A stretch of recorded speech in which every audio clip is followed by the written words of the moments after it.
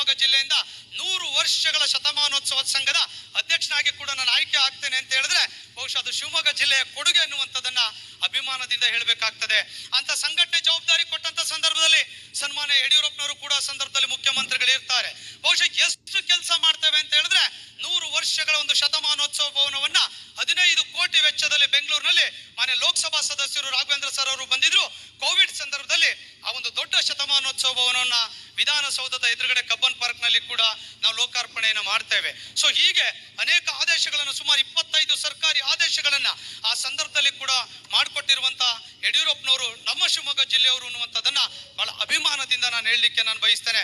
ಇವತ್ತು ಕಟ್ಟಡ ಇರಲಿ, ನಮ್ಮ ಇನ್ಫ್ರಾಸ್ಟ್ರಕ್ಚರ್ ಅಲ್ಲಿ ಶಿವಮೊಗ್ಗದಲ್ಲಿರುವಂತಹ ಒಂದು ದೊಡ್ಡ ಕಟ್ಟಡ ಸುಮಾರು 60-70 ಕೋಟಿಯ ಕಟ್ಟಡ ಇವತ್ತು ಶಿವಮೊಗ್ಗದಲ್ಲಿ ಇದೆ ಅಂತ ಹೇಳಿದ್ರೆ ಬಹುಶಃ ಅದರಿಂದ ಇರುವಂತ ಶಕ್ತಿ ಯಾರು ಅಂದ್ರೆ ಯಡಿಯೂರಪ್ಪ ಸರ್, ರಾಘವೇಂದ್ರ ಸರ್ ಅನ್ನುವಂಥದ್ದನ್ನ ನಾವ್ ಯಾವತ್ತೂ ಕೂಡ ಮರೀಲಿಕ್ಕೆ ಸಾಧ್ಯ ಇಲ್ಲ.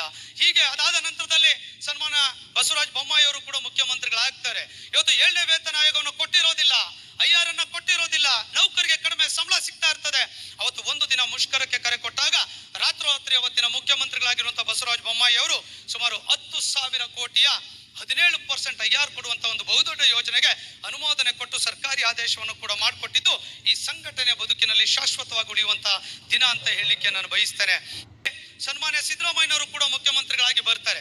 7th ಪೇ ಕಮಿಷನ್ ಕಾನ್ಸ್ಟಿಟ್ಯೂಟ್ ಆಗಿರುತ್ತೆ, ಇಂಪ್ಲಿಮೆಂಟ್ ಮಾಡ್ಲಿಕ್ಕೆ ಕೂಡ ಆಗಿರೋದಿಲ್ಲ, ವಿಳಂಬ ಆಗ್ತಾ ಇರ್ತದೆ, ನಾವು ಹೋರಾಟಕ್ಕೆ ಹೋಗ್ತೇವೆ ಅನ್ನುವಂತ ಸಂದರ್ಭದಲ್ಲಿ ಸನ್ಮಾನ್ಯ ಸಿದ್ದರಾಮಯ್ಯನವರು ಮುಖ್ಯಮಂತ್ರಿಗಳು 27% 7ನೇ ವೇತನ ಆಯೋಗದ ಯಥಾವತ್ತಾಗಿರುವಂತಹ ವರದಿಯನ್ನ 18,000 ಕೋಟಿಯ ಬಜೆಟ್ ಅನ್ನ ಈ ರಾಜ್ಯದ ನೌಕರಿಗೆ ಕೊಡುವಂತ ಕೆಲಸವನ್ನ ಸನ್ಮಾನ್ಯ ಸಿದ್ದರಾಮಯ್ಯನವರು ಮಾಜಿ ಮುಖ್ಯಮಂತ್ರಿಗಳು ಕೂಡ ಮಾಡಿಕೊಟ್ಟಿದ್ದಾರೆ ಎನ್ನುವಂಥದ್ದನ್ನ ಬಹಳ ಅಭಿಮಾನದಿಂದ ಹೇಳಲಿಕ್ಕೆ ನಾನು ಬಯಸ್ತೇನೆ.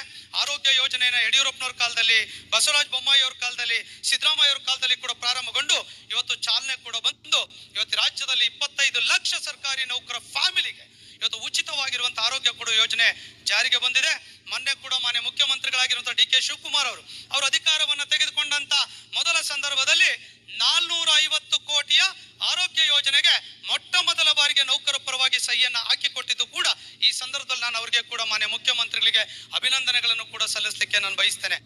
ಇವತ್ತು ಸಂಘಟನೆ ಸರ್ಕಾರಿ ನೌಕರ ಸಂಘ 106 ವರ್ಷಗಳ ಇತಿಹಾಸ ಇರುವಂತ ಒಂದು ಬೃಹತ್ ಆಗಿರುವಂತ ಸಂಘಟನೆ.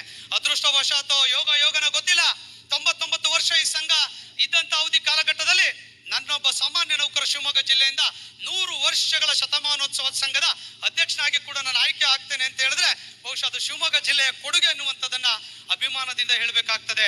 ಅಂತ ಸಂಘಟನೆ ಜವಾಬ್ದಾರಿ ಕೊಟ್ಟಂತ ಸಂದರ್ಭದಲ್ಲಿ ಸನ್ಮಾನ್ಯ ಯಡಿಯೂರಪ್ಪನವರು ಕೂಡ ಸಂದರ್ಭದಲ್ಲಿ ಮುಖ್ಯಮಂತ್ರಿಗಳು ಇರ್ತಾರೆ. ಬಹುಶಃ ಎಷ್ಟು ಕೆಲಸ ಮಾಡ್ತೇವೆ ಅಂತ ಹೇಳಿದ್ರೆ 100 ವರ್ಷಗಳ ಒಂದು ಶತಮಾನೋತ್ಸವ ಭವನವನ್ನ 15 ಕೋಟಿ ವೆಚ್ಚದಲ್ಲಿ ಬೆಂಗಳೂರಿನಲ್ಲಿ ಮಾನ್ಯ ಲೋಕಸಭಾ ಸದಸ್ಯರು ರಾಘವೇಂದ್ರ ಸರ್ ಅವರು ಬಂದಿದ್ರು. ಕೋವಿಡ್ ಸಂದರ್ಭದಲ್ಲಿ ಆ ಒಂದು ದೊಡ್ಡ ಶತಮಾನೋತ್ಸವ ಭವನವನ್ನ ವಿಧಾನಸೌಧದ ಎದುರುಗಡೆ ಕಬ್ಬನ್ ಪಾರ್ಕ್ ನಲ್ಲಿ ಕೂಡ ನಾವು ಲೋಕಾರ್ಪಣೆಯನ್ನು ಮಾಡ್ತೇವೆ. ಸೊ ಹೀಗೆ ಅನೇಕ ಆದೇಶಗಳನ್ನು ಸುಮಾರು 25 ಸರ್ಕಾರಿ ಆದೇಶಗಳನ್ನ ಆ ಸಂದರ್ಭದಲ್ಲಿ ಕೂಡ ಮಾಡಿಕೊಟ್ಟಿರುವಂತ ಯಡಿಯೂರಪ್ಪನವರು ನಮ್ಮ ಶಿವಮೊಗ್ಗ ಜಿಲ್ಲೆಯವರು ಅನ್ನುವಂಥದ್ದನ್ನ ಬಹಳ ಅಭಿಮಾನದಿಂದ ನಾನು ಹೇಳಲಿಕ್ಕೆ ನಾನು ಬಯಸ್ತೇನೆ. ಇವತ್ತು ಕಟ್ಟಡ ಇರಲಿ, ನಮ್ಮ ಇನ್ಫ್ರಾಸ್ಟ್ರಕ್ಚರ್ ಅಲ್ಲಿ ಶಿವಮೊಗ್ಗದಲ್ಲಿರುವಂತಹ ಒಂದು ದೊಡ್ಡ ಕಟ್ಟಡ ಸುಮಾರು 60-70 ಕೋಟಿಯ ಕಟ್ಟಡ ಇವತ್ತು ಶಿವಮೊಗ್ಗದಲ್ಲಿ ಇದೆ ಅಂತ ಹೇಳಿದ್ರೆ ಬಹುಶಃ ಅದರಿಂದ ಇರುವಂತಹ ಶಕ್ತಿ ಯಾರು ಅಂದ್ರೆ ಯಡಿಯೂರಪ್ಪ ಸರ್, ರಾಘವೇಂದ್ರ ಸರ್ ಅನ್ನುವಂಥ